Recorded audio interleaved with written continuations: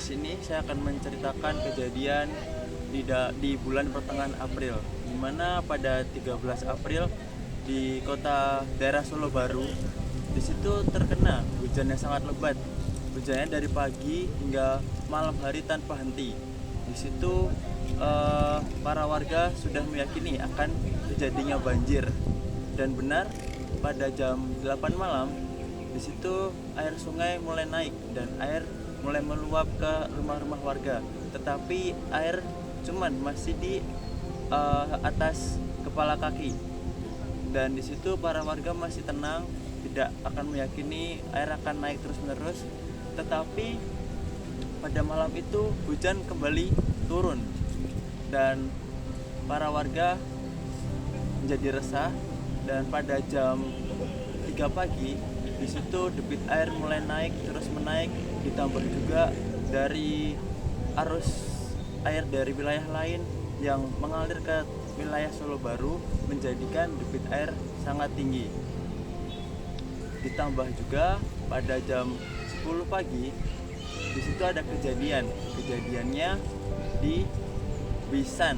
Bisan itu dia mempunyai bangkar oli, dan bangkar oli itu tidak dijaga dengan baik, maka air yang banjir itu masuk ke dalam bisannya itu dan airnya masuk ke dalam tanah, dan bangkarnya itu di dalam tanah dan airnya masuk ke dalam bangkar, makanya olinya keluar meluap dan oli itu menyebar ke seluruh desa masyarakat.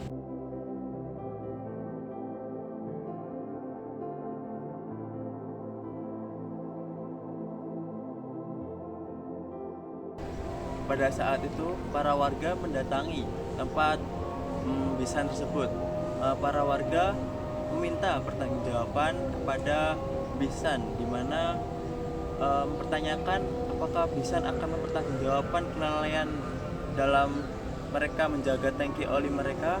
Dan di situ Bisan menyatakan bahwa para warga untuk menunggu pada jam 11 siang karena Bisan sedang memanggilkan petinggi dari Bisan tersebut yang akan datang jam 11 siang.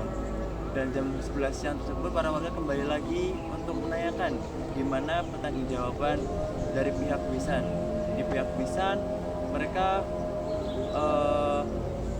memberi bantuan pakaian dan juga memberikan bantuan sembako untuk para korban masyarakat yang terdampak banjir.